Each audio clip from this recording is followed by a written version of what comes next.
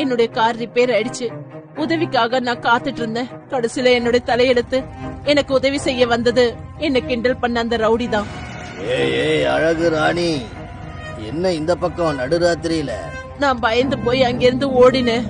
அந்த ரவுடியும் அவனோட ஃப்ரெண்டும் என்ன பின்தொடர்ந்து வந்தாங்க. அன்னைக்கு நீ தப்பிச்சிட்ட, இன்னைக்கு நீ தப்பிக்கவே முடியாது.